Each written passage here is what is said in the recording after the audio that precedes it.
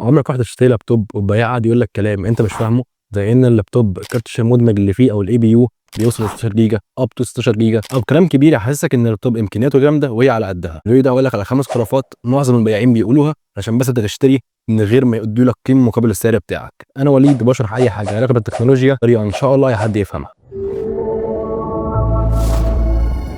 اول جزئيه معانا جزئيه الاي بي يو كارت الشاشه المدمج. ازاي البياع ممكن يقول لك حاجه تحسسك ان كارت الشاشه المدمج دوت حلو قوي وهو في الحقيقه شيء مش هيفيدك في اي حاجه. البياع ممكن يقول لك ان الكارت المدمج او الاي بي يو يقدر يشغل لك العاب وبرامج و3 دي واوتوكاد وبرامج هندسيه وبرامج برمجيه. الحقيقه ان الكارت المدمج معمول بس للمهام الخفيفه، اوفيس، تصفح، مذاكره، العاب اي سبورتس، معظم العاب اي سبورتس مش كلها. انما اوتوكاد وبرامج هندسيه وبرمجه دي حاجه ما شفتهاش الصراحه، الا لو انت بس كل اللي هتعوزه في البرمجه ان انت تفتح فيجن ستوديو كود وتكتب كودين او 3 4 اكواد وترنهم دوت اللي هو يقدر يساعدك فيه. انما هتجرب انك تخش فلاتر او الويب بروجرامنج او الابلكيشن بروجرامنج، الحاجات دي كلها محتاجه كارت كويس عشان تقدر ان انت تسيميليتور الحاجات اللي انت عاملها. انما ان الكارت المدمج تعتمد عليه في اوتوكاد وبرامج هندسيه وبرمجه و3 دي وحاجات زي كده، فده كله مش حقيقي. علشان تقدر فعلا تشتغل شغل رندره او شغل 3 دي او شغل جرافيك او جيم زي العاب التريبل اي، ده محتاج ديتكتد جي بي يو كارت شاشه خارجي ايا كان. حتى لو جي تي اكس 1060 هيكون افضل من اي كارت شاشه مدمج. تاني خرافه معانا وهي خرافه معظم البائعين بيقولوها، وهي خرافه الاب تو. يعني ايه اب تو؟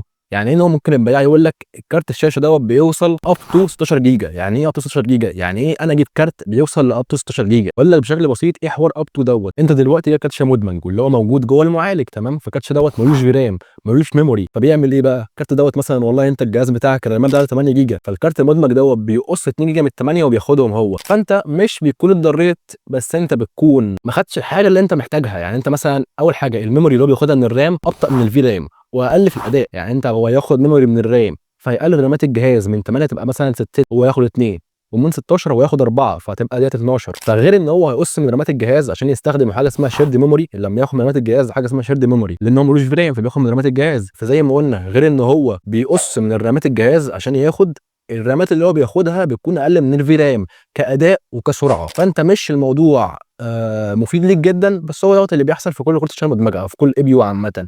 فحته ان هو ياخد 16 جيجا بايت او اب تو 16 جيجا، فانت ازاي هتدير 16 جيجا؟ يعني مثلا ده بتكون حاجه في البايس كده معينه بيعملوها في البايس او حاجه موجوده في اعدادات البايس عامه الحوار دوت. انما ان هو ياخد 16 جيجا فمعلش مثلا الانجاز كله 8 جيجا، هو ازاي ياخد ال 8 او حتى ازاي ياخد 16؟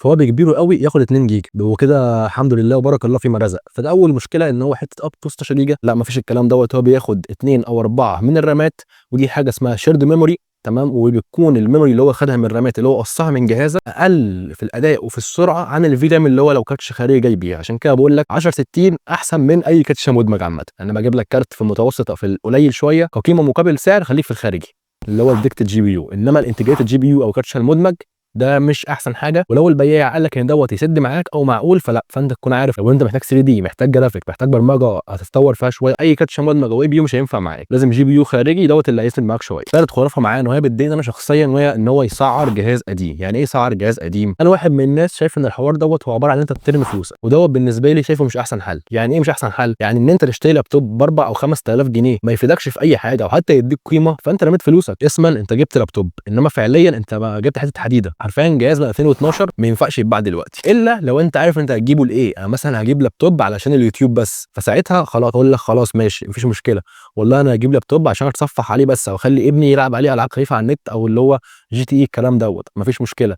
انما ان حد يقول لك جهاز ب 4 او 5000 جنيه يكون جيل تاني او جيل تالت وان انت تشتريه علشان تشتغل عليه او تتعلم عليه او تعمل عليه حاجه، فانت كده بترمي فلوسك على الارض. لا اما تجيب حاجه بسعر 5 او 6 بس ما تكونش جيل تاني وجيل تالت ورمات 4 والكلام ده، وقع قدامك حاجه حلوه هاتها، ما وقعش قدامك حاجه حلوه ما تجيبش. ما ترميش فلوسك على حاجه مش تقدم لك قيمه او كل اللي انت عاوزه مش تشتغل عليها. لا، لازم تبقى عارف انت فلوسك رايحه لفين وعايز ايه وايه اللي هيكون مناسب ليك. وانا عامل فيديو في الحوار دوت اعرفك ميزانيتك كام تجيب بيها ايه، ومن غير كده هيفهمك ازاي انت تحكم بنفسك انت ده هينفع معايا ولا مش هينفع معايا، في نفس الوقت تختار اختيار حلو. فالفيديو موجود على القناه، ممكن اظهر صورته هنا، تمام؟ الفيديو دوت تشوفه وهيفيدك جدا. فنرجع لموضوعنا، ان حد بشوف ناس كتير قوي بتعمل كده، ان حد يقول لك جهاز جيل تاني او جيل تالت ب 4 او 5000 جنيه وهيشغل معاك برامج هندسيه وبرامج برمجيه واللي هو برمجه عامه، واللي هو يشغل معاك العاب وكل الكلام دوت، لا ده اخره تصفح يوتيوب برامج الاوفيس ولو اشتغلت. جيل تاني او جيل تالت ده ما لهمش لازمه، لا بعت من 2012 جايين يبيعوها دلوقتي ب 5 6000 جنيه. تخيل انت مثلا تليفون 2012 نفس الفكره بالظبط، نفس الكونسيبت، تليفون 2012